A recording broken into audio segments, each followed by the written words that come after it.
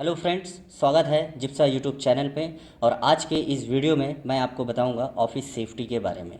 जैसा कि बहुत लोगों को ये लगता है कि ऑफिस में जो लोग काम कर रहे हैं उनके साथ कोई खतरा नहीं हो सकता। उनका यह मानना है कि जो लोग बाहर के कामों को सबसे ज़्यादा फोकस करते हैं उन्हीं के साथ वो खतरा हो सकता है। जैसे कि कोई कंस्ट्रक्शन साइट पे, कोई आपके प्रोडक्शन यूनिट पे, फैक्ट्री पे, प्लांट पे, while the time of driving, या फिर हम देख सकते हैं कि कोई मार्केटिंग के फील्ड पे हैं तो जो लोग इधर से उधर आना जाना कर रहे हैं सिर्फ उन्हीं के साथ ये खतरा हो सकता है। लेकिन मैं आपको बता दूं कि ऑफिस में भी जो लोग काम करते हैं उनके साथ भी ऐसे बहुत सारे खतरे हैं जो कि उनको नुकसान पहुंचा सकता है। लेकिन सबसे पहले मैं आपको बता दूं कि ऑफिस सेफ्टी ज़रूरी क्यों है। Why is office safety important. जैसा कि a safe and healthy workplace not only protects worker from injury and illness, मतलब ये सिर्फ आपको चोट लगने या बीमारी से नहीं बचाता है बल्कि ये आपको उस चीज़ों से भी बचाता है, जैसे कि प्रोडक्टिविटी में इंक्रीज़ होना, या फिर एब्सेंटिज़म जो होता है वो भी कम होता है, टर्नओवर में इंक्रीज़ होता है, आपका जो एम्प्लॉय का मोरल है वो भी बढ़ता है अगर हम ऑफिस सेफ्टी को ध्यान में रखते हैं तो। Because safety is good for business. अगर बिजनेस की बात करें तो सुरक्षा अगर या सुरक्षा की प्रक्रियाओं को अगर हम उस पर नहीं अपनाते हैं तो वो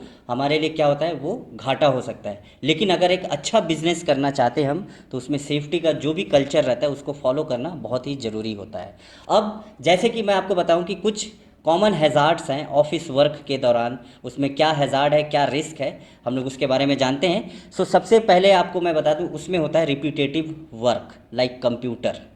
है ना। उसमें क्या होता है, हम बार बार एक ही काम को और या फिर कंटिन्यूसली उसी पे कंप्यूटर के सामने बैठ के हम अपने काम को कर रहे हैं। दूसरा हो सकता है हमारा सिटिंग फॉर लॉन्ग पीरियड्स, मतलब लंबे समय तक के लिए हम कुर्सी पे ही बैठ के काम कर रहे हैं। तीसरा हो सकता है आपका पुअरली डिज़ाइंड वर्क स्टेशन, जो आपका वर्क स्टेशन है जहाँ पे जो ऑफिस का स्ट्रक्चर है ना, जो डिज़ाइन है वो पुअर है, सही नहीं है, जिससे कि आपको काम करने में तकलीफ हो सकता है। चौथा हो सकता है आपका lifting, handling and moving office equipment and supplies, जैसे कि किसी चीज़ को लिफ्ट करना या हैंडलिंग करना या फिर मूव होना इधर से उधर, जैसे कि इक्विपमेंट्स का या फिर और भी कोई मटेरियल्स का, फाइल्स का, तो उसका जो तरीका होता है वो कभी कभी गलत होता है। देन उसके बाद क्या हो सकता है आपका tripping on objects on the floor और पावर कोर्ट्स, जैसे कोई ऑब्जेक्ट का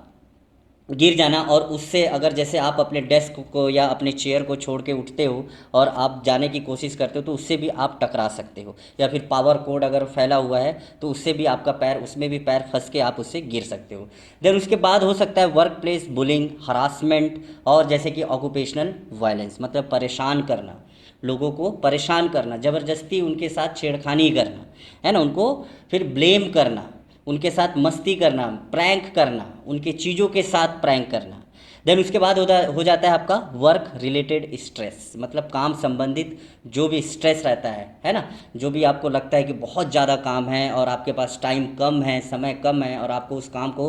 कंप्लीट करके देना है, तो ये भी क्या है, एक प्रकार का खतरा है। इसके अलावा और भी ऐसे जो खतरा है जो ऑफिस के दौरान वो इंक्लूड होता है, जैसे कि स्प्रेंस एंड स्ट्रेंस, मीन्स मोच और खिंचाव या तनाव बोल सकते हैं, पुअर वर्क स्टेशन बोल सकते हैं, एर्गोनॉमिक्स, और हो सकता है आपका indoor air quality problems like improper ventilation, वो और हो सकता है इनसफिशिएंट और एक्सेसिव लाइटिंग, नॉइज़ हो सकता है, इलेक्ट्रिकल हैज़ार्ड्स भी हो सकता है, स्टैटिक इलेक्ट्रिसिटी, कभी लो वोल्टेज कभी हाई वोल्टेज। देन उसके बाद एक और सबसे इंपॉर्टेंट हो सकता है रैंडम एक्ट्स ऑफ वायलेंस, मतलब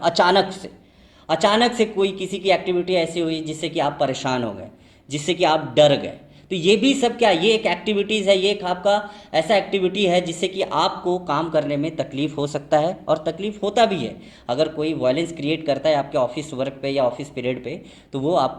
आपके लिए खतरा भी हो सकता है, उससे फाइटिंग भी हो सकती है, उससे बुलिंग भी हो सकता है ना। तो ये सारी चीज़ें क्या है, हमारा एक हैज़ार्ड है, कॉमनली ये हैज़ार्ड है जो कि ऑफिस वर्क में हमको फेस करना होता है। लेकिन इसी हैज़ार्ड को, इसी रिस्क को, और भी ऐसे तरीके हैं जिससे कि हम उसको कम कर सकते हैं, जिसमें हम बात करेंगे ऑफिस सेफ्टी के रिगार्डिंग। अब उसमें क्या होता है, कुछ सेफ्टी टिप्स है,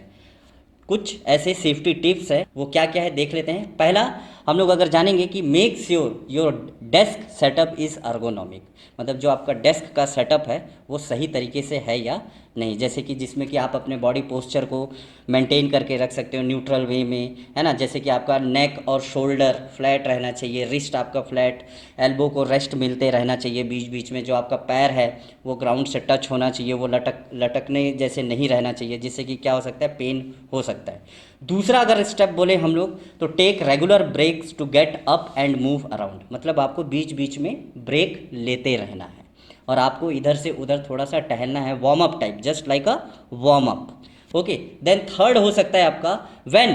there is a slippery due to ice and snow, walk like a penguin when entering and leaving your office. अगर ऐसा लगता है कि आपका जो ऑफिस का जो फ्लोर है वो फिसलन है किसी आइस या स्नो के वजह से, तो पेंगुइन के तरीके से आप उस पर वॉक करें जब भी ऑफिस में आप एंटर करते हैं या ऑफिस से बाहर की ओर जाने का कोशिश करते हैं। इससे क्या होता है कि जो फिसलने की जो चांसेस रहती है उसको आप रोक सकते हैं। देन उसके बाद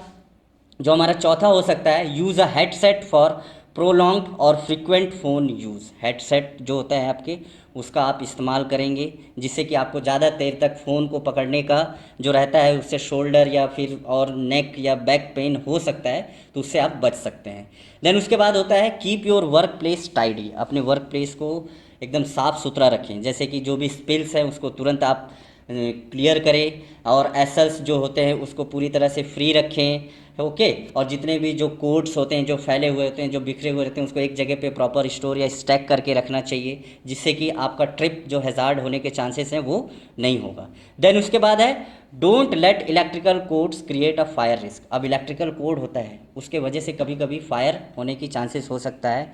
जैसे कि शॉर्ट सर्किट हो जाना, तो इस टाइप के कुछ चांसेस होते हैं इलेक्ट्रिकल कोड्स के वजह से। तो इस टाइप के कोई भी कोड्स को ऐसे ना फैलने दें, ऐसे ना बिखरने दें जिससे कि फायर होने के चांसेस हो या फिर वो इम्प्रॉपर ना हो, कटा ना हो या डैमेज ना हो। ओके, जैसे क्या बोल सकते हैं हम लोग, avoid running electrical code under carpet और थ्रू विंडोज़ एंड डोरवेज। मतलब जो इलेक्ट्रिकल कोड्स रनिंग में हैं उसको कारपेट के अंदर से या फिर खिड़की के रास्ते या दरवाजे के सहारे आप उसको ना उस पर कुछ वर्क करें। देन उसके बाद क्या हो जाता है, know your office emergency procedure. आपके ऑफिस का भी जैसे एक साइट का होता है इमरजेंसी प्लानिंग, वैसे ऑफिसेस के भी होते हैं कुछ एमरजेंसी प्रोसीजर। क्या हो सकता है, that make sure you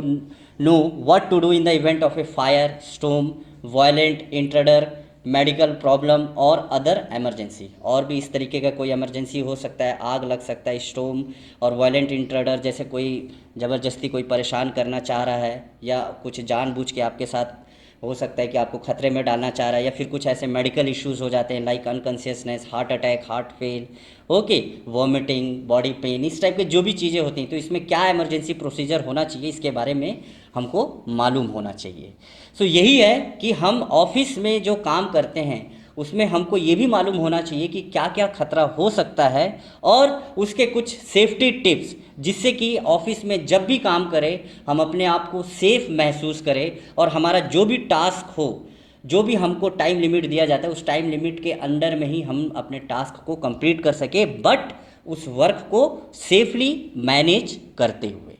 okay.